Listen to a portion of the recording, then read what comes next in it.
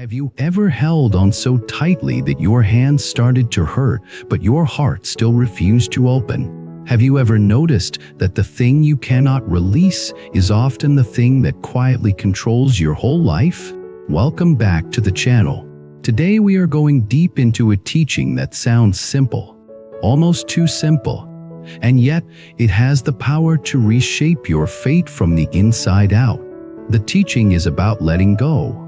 Not the kind of letting go that means you stop caring, and not the kind that makes you cold or distant. We are talking about the kind of letting go that frees you from inner bondage, the kind that ends unnecessary suffering, the kind that turns fear into clarity and resentment into compassion. People often ask for a spiritual shortcut. They want one sentence that fixes everything. The Buddha did not sell shortcuts, but he did offer a path. A path has steps. A path has practice. A path has moments when you slip and stand up again. And the reason letting go is such a central lesson is that it is the doorway to wisdom, and wisdom is the doorway to peace. But here is the problem. Most of us misunderstand what letting go really means. We think letting go means losing. We think it means someone else wins. We think it means we are weak. We think it means we accept injustice. We think it means we become passive. That confusion is exactly why this lesson matters, because the mind clings with the same force that it fears.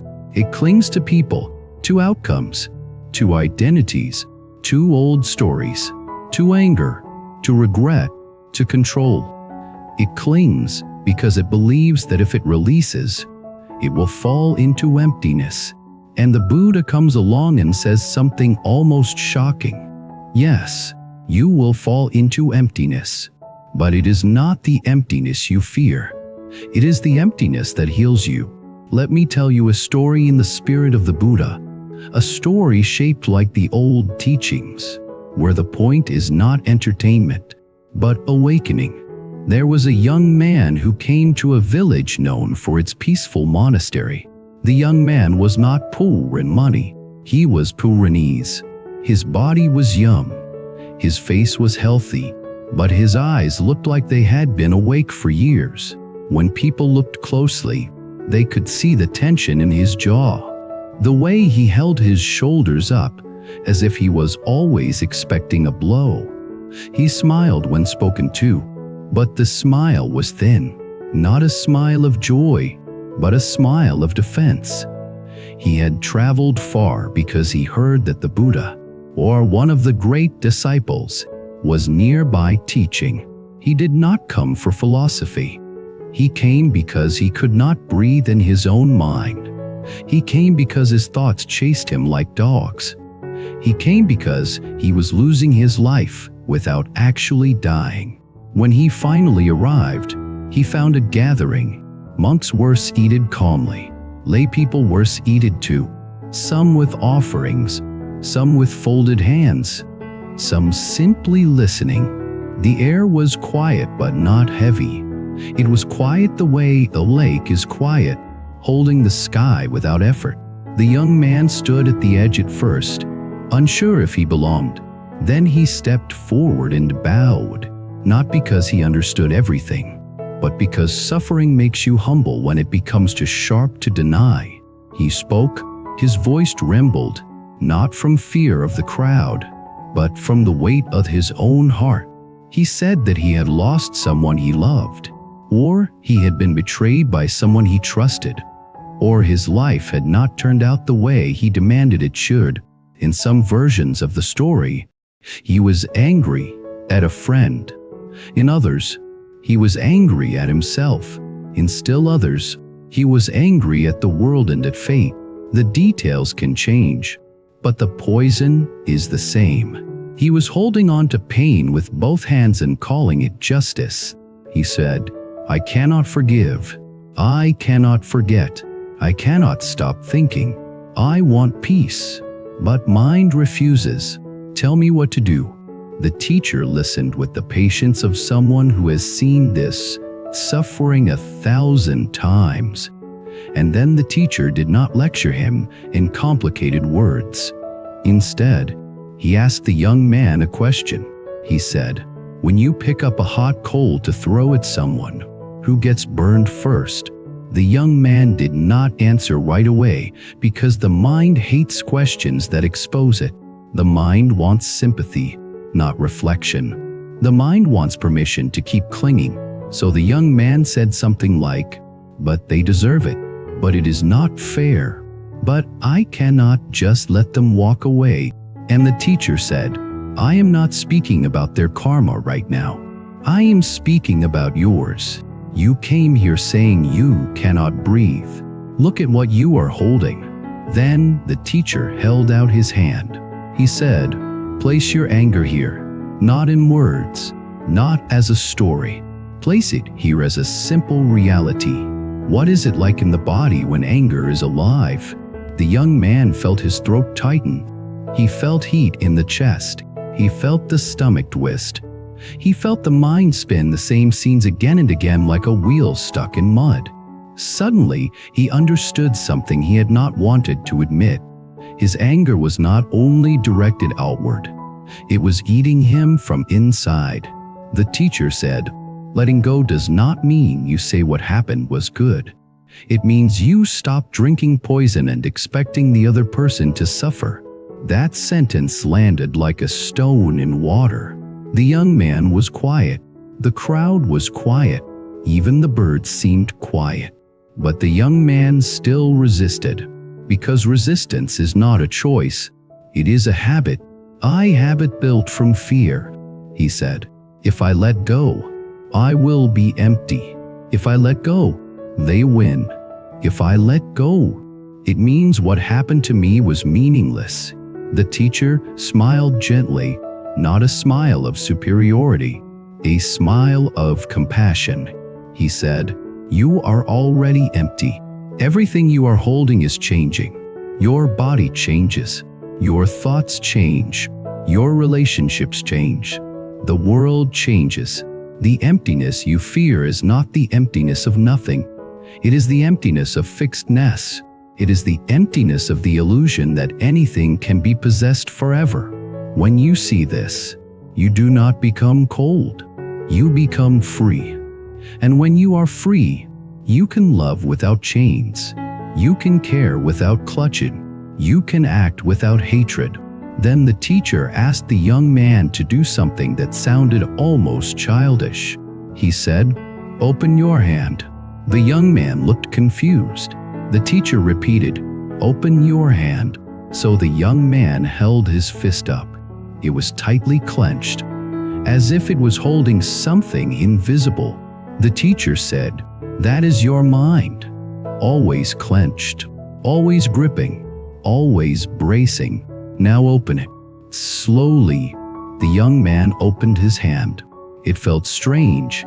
He realized how much effort it took to keep a fist closed all day. He realized how tired he was from holding on. And for the first time in a long time, he felt a small breeze of relief. The teacher said, "This is the beginning, not the end. You will clench again. You will forget. But now you know the difference between gripping and releasing. Practice the release. Here is where the teaching deepens. Because letting go is not a one-time event. It is not a dramatic speech. It is a daily training in awareness.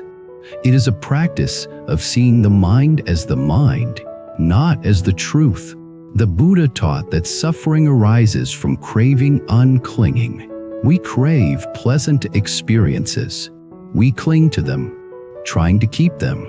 We fear unpleasant experiences. We cling to our resistance, trying to push them away. In both cases, we create tension. The tension is suffering. Not all pain is avoidable, but a huge amount of suffering is optional, built by the mind repeating its own grasping. Letting go is the act of relaxing that grasping. But let us make it real. Let us make it personal. Let us make it something you can feel. Think about the last time you checked your phone and did not see the message you wanted. Your mind did something immediately. It told a story. They are ignoring me. I am not important. Something is wrong. That story is clinging to an outcome. It is craving certainty. And when certainty does not arrive, the mind suffers. Think about the last time you did something good and hoped someone would notice. You wanted appreciation. Appreciation is not wrong. But when you cling to it, you turn kindness into a transaction. The mind says, I gave, now pay me. If payment does not arrive, resentment grows. That resentment is suffering. Think about the last time you lost. A competition, a friendship, a chance, a dream. The mind might say, I am a failure.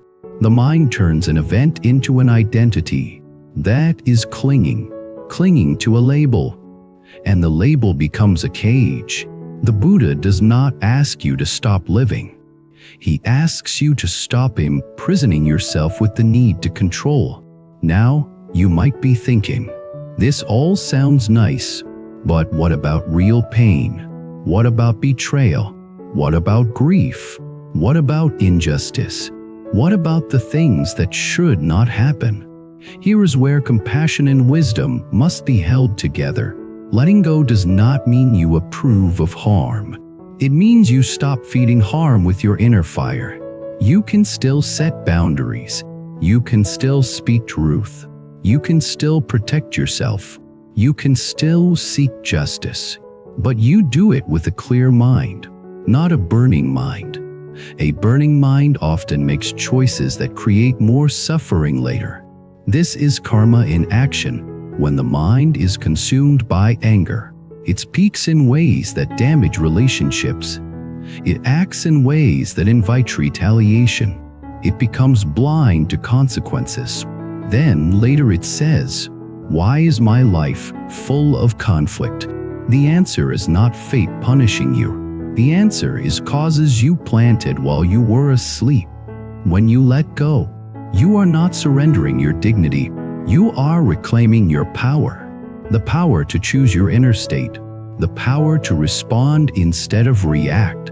The power to turn pain into wisdom. In Buddhist language, there are 3 poisons that cloud the mind: greed, hatred, and delusion.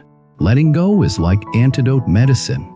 It reduces greed by reminding you that nothing can be owned forever. It reduces hatred by reminding you that anger burns the holder first. It reduces delusion by revealing that the stories you tell yourself are not the world. They are just thoughts. Now let me expand the story further, because many teachings come alive through examples. After the young man opened his hand that day, he felt a little peace. But peace is shy. It does not stay when you chase it. It stays when you create conditions for it. So he stayed near the monastery and practiced. At first, he tried to force letting go. He would sit and say, I will let go, I will let go, I will let go. But the mind does not respond well to force. Force is just another form of clinging to the idea that you must fix yourself right now. So the teacher gave him another simple instruction. He said, instead of trying to let go, first learn to see what you are holding. Learn to name it without shame. Each day, the young man watched his mind. He noticed how often it returned to the same memory. He noticed how it rewrote the memory to make him look innocent and the other person look like a villain. He noticed how it produced imaginary conversations where he finally said the perfect sentence in one. He noticed how those fantasies gave him a brief rush and then left him emptier. He realized something both painful and freeing. Part of him did not want to let go because holding on gave him an identity. The identity of the wronged one. The identity of the hero. The identity of the person who deserves compensation. This is a hard truth.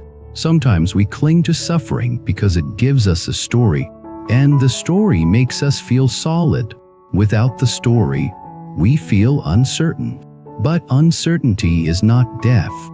Uncertainty is reality, and reality is workable. The teacher told him, "You are not your story. You are the awareness that can witness the story." When the young man heard that, something opened. He began to sense a space behind thoughts, a stillness that was not destroyed by emotions, but could hold them. In that stillness, he could feel compassion, even for himself, even for the person he resented, not because the person was innocent, but because the person was also caught in causes and conditions, also subject to ignorance, also bound to karma. This is where the spiritual path becomes profound. It stops being about winning or losing. It becomes about waking up. One evening, the young man approached the teacher again and said, "I understand a little, but my mind still returns to the pain. What should I do when it returns?" The teacher said, "When it returns, do not fight it. Do not invite it to stay. Treat it like a guest passing through. Offer it tea in the form of awareness. Then let it go on its way."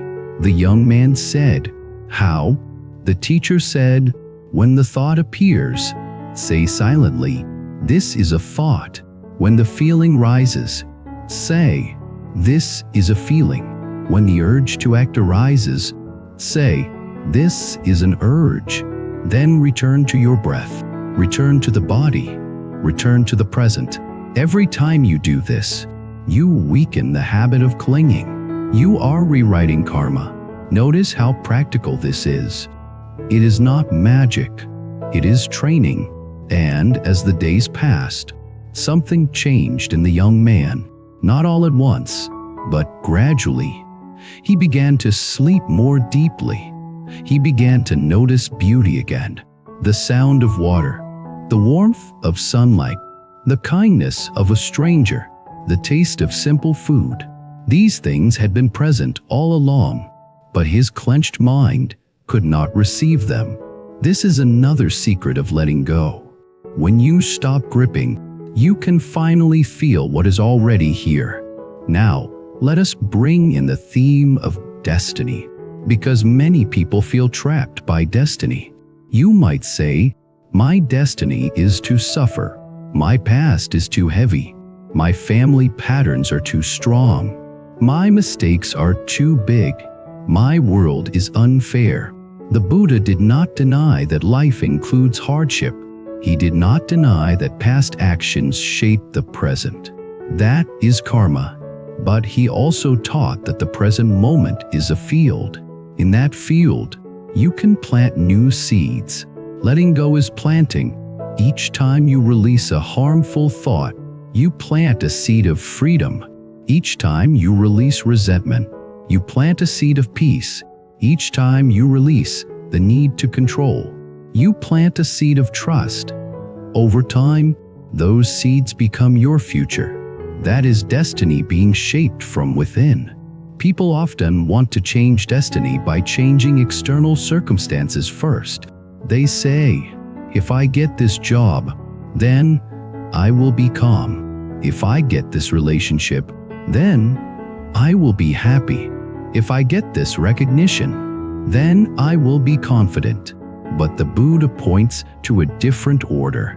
Change the mind, and the life changes, not because the world magically obeys you, but because your response becomes wiser. A wiser response makes better decisions. Better decisions create better conditions. Better conditions support deeper practice. This is a cycle of awakening. Now I want to tell you another story, one that shows letting go not only in anger, but in attachment. There was a woman who loved her child more than anything. Her love was genuine, but she was also terrified. Terrified that something would happen. Terrified of loss. So she tried to control every detail of the child's life. What the child ate, where the child went, who the child spoke to. The child grew older, and the mother grew more anxious, because control becomes harder when life becomes larger. One day, The child became ill. The mother panicked. She ran from healer to healer, desperate. Her desperation was love, but it was also clinging. The mind said, "This must not happen. This cannot happen. I will not accept." In the teaching stories, the Buddha sometimes meets a mother in grief and gives a lesson about impermanence. The lesson is not cruel. It is compassionate, because refusing impermanence does not protect you from pain. It only adds extra suffering on top. When the mother met the wise teacher, she begged for a miracle. "Bring my child back. Fix this. Do something." The teacher gave her a task. He said, "Bring me a mustard seed from a home that has never known loss." She went from house to house. At each door, people listened and then shook their head. "This home has known loss. That home has known loss." Everyone had their story. A parent lost, a child lost, a friend lost, a dream lost. As she walked, her mind began to shift, not because her pain vanished, but because her pain was no longer isolated.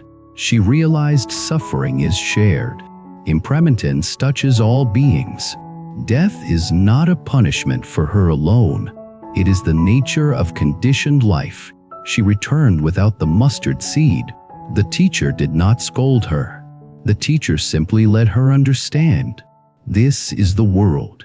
To love is to be vulnerable. To live is to face change. The path is not to deny it.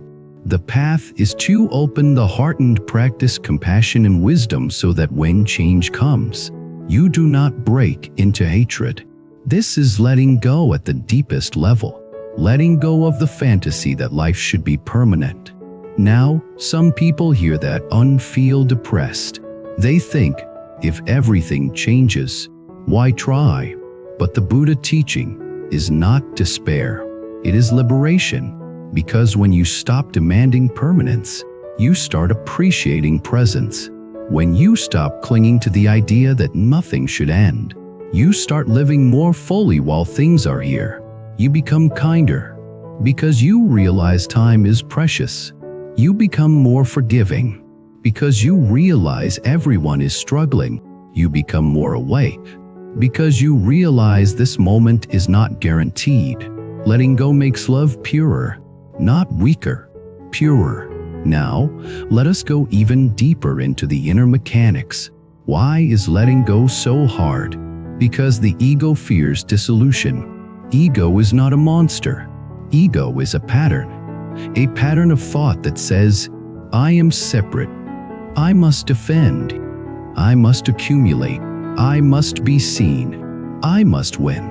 Ego is built from conditioning, family messages, social comparison, trauma, praise, shame, competition.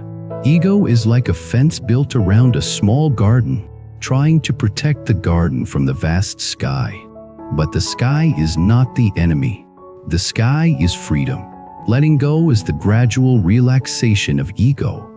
It is the willingness to step out of the small garden and realize you were never truly confined. In practical terms, here is what letting go looks like in daily life.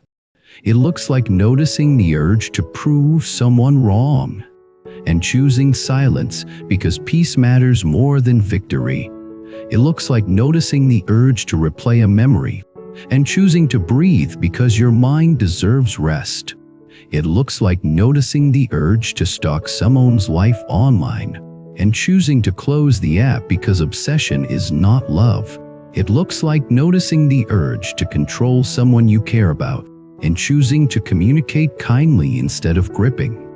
It looks like noticing the urge to punish yourself for a mistake and choosing to learn instead of self-hatred. Each of these is a small release. Each small release is a step toward awakening. Now, I want to expand the story of the young man again, because many viewers relate to this pattern. As he practiced, he began to see his own mind with honesty, and honesty is the beginning of wisdom. One day, He realized that his anger was not only about what happened, it was also about his pride. He believed he deserved a certain outcome. He believed life owed him. When life did not pay, he felt insulted. This is not uncommon. Many of us carry invisible contracts in the mind. We say, if I am good, people must treat me well. If I work hard, I must succeed. If I love, I must be loved back. Sometimes those contracts are honored. Sometimes they are not. When they are not, pain arises.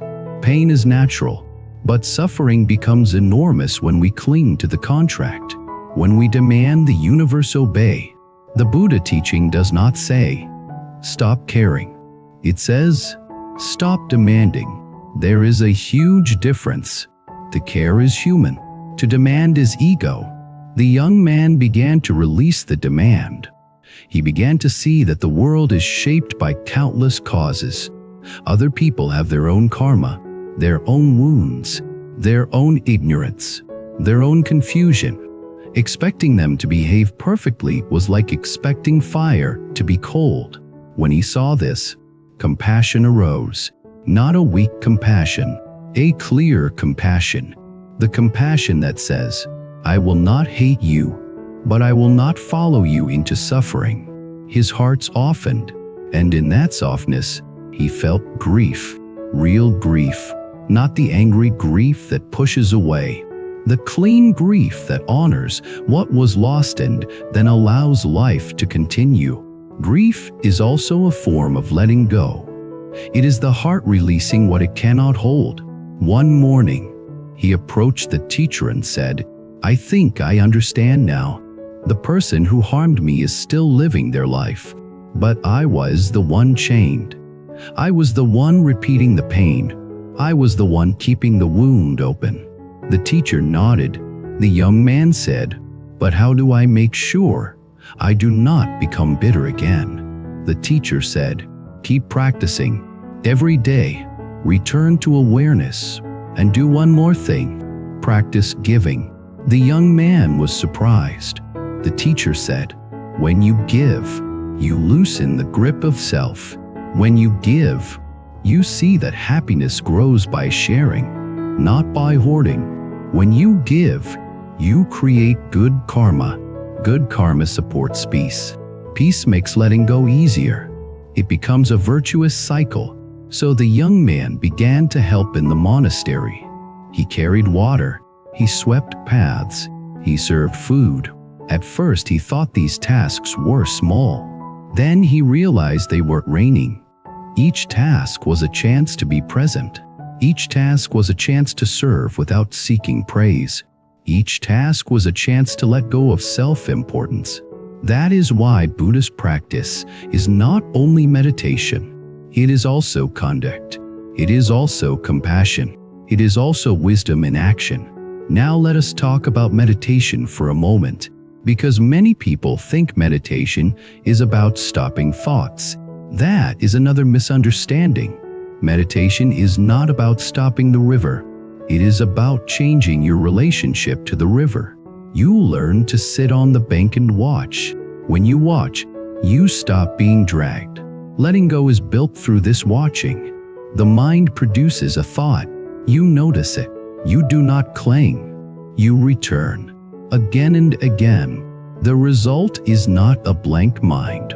The result is a free mind.